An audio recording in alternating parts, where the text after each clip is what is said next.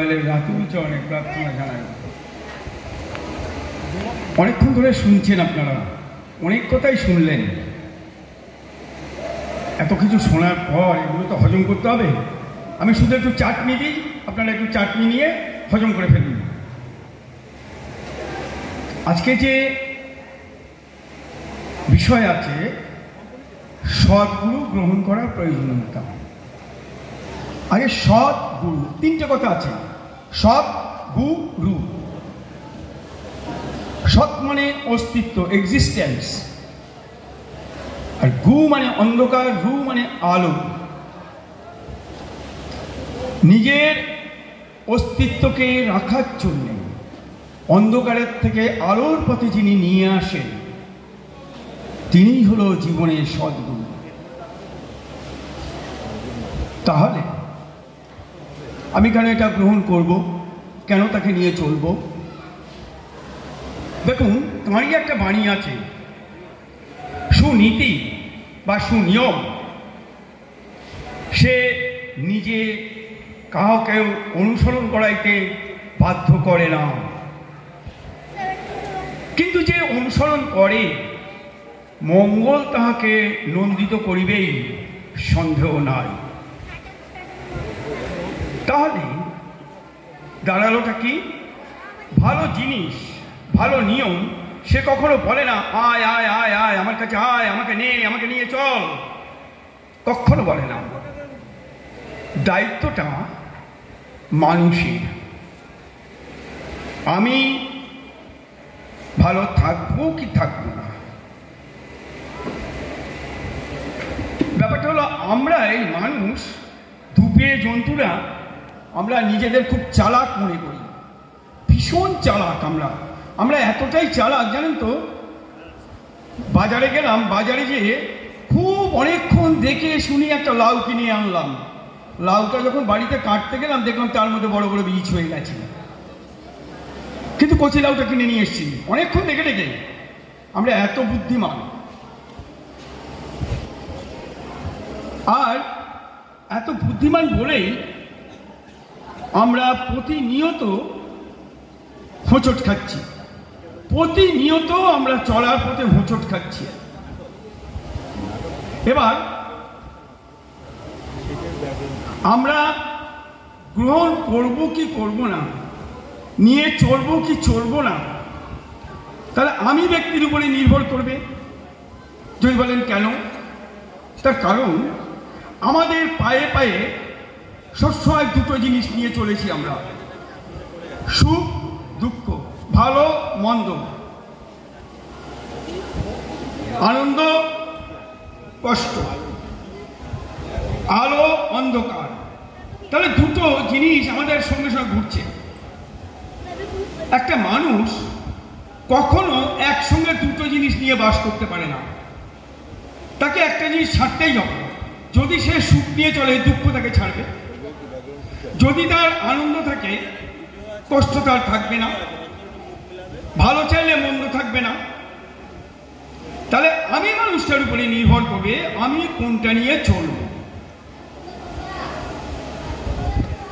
আমাকে যদি কেউ জিজ্ঞাসা করে, বা আমাদের কাউকেও যদি কেউ জিজ্ঞাসা করে, কেউ বলবো না আমি আমার জীবনে দুঃখ নিয়ে চলবো, কেউ বলবে না আমি আমার কষ্ট নিয়ে চলবো। প্রত্যেকেই ভালোটা চাইবে, তবে এই ভালোটা তো গাছের ফল নয় যে আমি ঝাড়া দিলাম টকটক টকটক করে পড়লো। তাহলে ভালোটা নিয়ে চলতে গেলে আমাকে একটু কসরত করতে হয়। মজার ব্যাপারটা কি জানেন তো, আমাদের তাকে গ্রহণ করা একদম খুব সোজা। আপনারা জানেন কি জানি না, রামকৃষ্ণ মিশনে যদি দীক্ষা নিতে হয়, একজনকে 6 মাস লাইনে দাঁড়াতে হয়। 6 মাস, মিনিমাম 6 মাস থেকে 1 বছর লেগে যায় তার টার্ম আসতে। আমাদের তো তা হয় না, আমাদের 5 মিনিটে হয়ে যায়। সুতরাং তাকে জীবনে গ্রহণ করা ভীষণ সোজা, কিছুদিন নিয়ে চলাও খুব সোজা। কিন্তু জীবনের শেষ দিন মতো, জীবনের শেষ প্রান্তে তাকে নিয়ে অচ্যুতভাবে চলা কঠিন না, কঠিনতম ব্যাপার। দেখুন একটা জিনিস, আমরা যারা তাকে গ্রহণ করেছি, এই যে 4 অক্ষরের নাম, এই 4 অক্ষরের নামটা কতটা বিজ্ঞান ভিত্তিক আপনাদের সেই কথা আমি বলছি। আমেরিকাতে একটা শব্দ বেরিয়েছিল হিস। এই হিস শব্দ দেখা গেছিল, এই শব্দটা কোনো জীবকোষের মধ্যে যদি ঢুকিয়ে দেওয়া যেত, জীবকোষ মারাও যেত। 1968 সালে আমাদের পাঞ্জাবে একটা ভাইব্রেশন দিয়ে দেখা গেছিল গমের ফলন দ্বিগুণ বাড়িয়ে দেওয়া গেছিল। যুদ্ধক্ষেত্রে যখন দামামা বাজে, সঙ্গে সঙ্গে সৈন্যদের বলে দিতে হয় না যে তাদের সেইখানে ছুটে যেতে হবে, যুদ্ধ লেগেছে। তাহলে প্রত্যেকটা একটা শব্দ, প্রত্যেকটা একটা ভাইব্রেশন। তাহলে 4 অক্ষরের নামটা, এটাও কোনো ভাইব্রেশন হবে না? এটারও কেন একটা শক্তি থাকবে না? পজিটিভলি এই ভাইব্রেশনের শক্তি আছে। যদি ওই ভাইব্রেশনগুলো যদি শক্তি থাকে, তাহলে 4 অক্ষরের নামের কেন ভাইব্রেশনের শক্তি থাকবে না? পজিটিভলি শক্তি আছে। এবং এই ভাইব্রেশন দিয়ে দেখা গেছে, আমি হলফ করে বলতে পারি, কিছুক্ষণ আগে সম্পদা বলে গেছিলেন, আমি হলফ করে বলতে পারি, যদি কেউ, আমরা রাস্তায় যখন চলি, যদি এই নাম যদি তার মধ্যে চলতে থাকে, কোনো শক্তি তাকে, কোনো অশুভ জিনিস তাকে আক্রমণ করতে পারে না। দেখুন, আগে জানা গেছে যে সমুদ্রে অক্টোপাস বলে একটা জন্তু ছিল। দেখা যাচ্ছে সেই জাহাজকে পর্যন্ত ডুবিয়ে দিত, নষ্ট করে দিত। তারপরে কি করলো, জাহাজ তার হাত থেকে বাঁচার জন্যে জাহাজের চারিপাশে ইলেকট্রিফিকেশন করলো। এই ইলেকট্রিফিকেশন করার ফলে আর তারা ওগুলোকে ধরতে পারত না, ফলে জাহাজ খুব নির্বিঘ্নে চলত। ঠিক এই 4 অক্ষরের যে নাম, এটাও ঠিক 440 ভোল্টেজ। এটা যখন চলে, শরীরে ওই রকম একটা বলয় সৃষ্টি হয়ে যায়, ফলে কোনো অশুভ শক্তি আক্রমণ করতে পারে না। সুতরাং এত বিচার বিবেচনা আমাকে করার দরকার নেই। আমাকে ভাবতে হবে যে আমি মানুষটা সুস্থ থাকবো কি থাকবো না। যদি সুস্থ থাকতে চাই, তাহলে তাকে গ্রহণ করে অবিকৃতভাবে তাকে নিয়ে চলতে হবে। তিনি এমন কোনো কথা বলেননি যেখানে বিজ্ঞান নেই। দেখুন, তিনি একটা কথা বলেছেন, মাছ মাংস খাসনি আর পেঁয়াজ রসুন মাদক ছাড়। এখানে বিজ্ঞানটা কিরকম দেখুন। এই মাছ মাংসর কাজটা কি? এরা কি করে, আমাদের দেহের যে সেলগুলো আছে, সেই সেলগুলোকে খুব তাড়াতাড়ি বাড়িয়ে দেয়, খুব তাড়াতাড়ি আমাদের সেলগুলোকে বর্ধিত করে দেয়।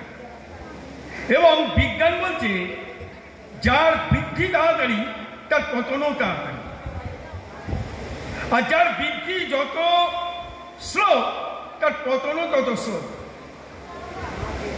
ফলে এই মাছ মাংস পেঁয়াজ রসুন এগুলো আপনার এই সেলগুলোকে খুব তাড়াতাড়ি বর্ধিত করে, ফলে খুব তাড়াতাড়ি কিন্তু এগুলো ডিক্রিজও হয়।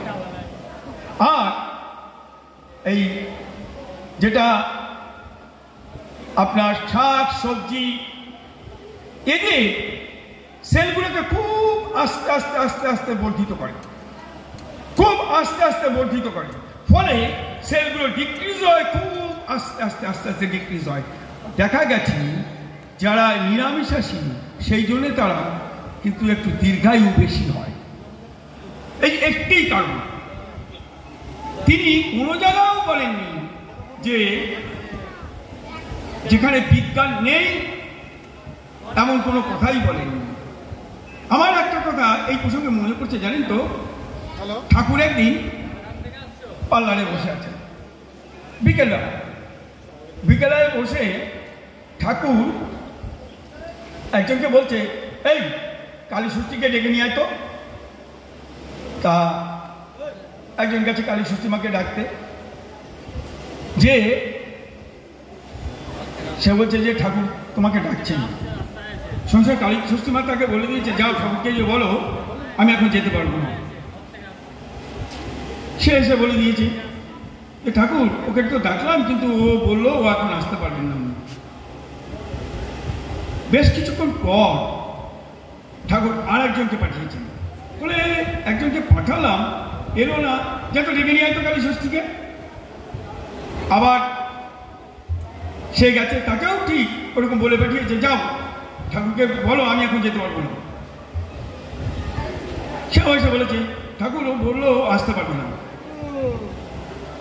ঠাকুর দুজনকে পাঠালাম, তাও কালী ষষ্ঠী এলো না। বেশ কিছুক্ষণ পর কালী ষষ্ঠী মা মাজায় দুটো হাত দিয়ে ঠাকুরের কাছে এসছেন, এসে দাঁড়িয়ে বলছে, আপনি দুজনকে পাঠিয়েছিলেন কি করতে? আপনি আমার কাছে দুজনকে পাঠিয়েছিলেন কি করতে আমার কাছে? সংসার তো করলেন না, সংসারের কাফালও বুঝলেন না। বলে তুই কি সংসার করলি? সেই সংসারের এমন কাফাল বুঝলি?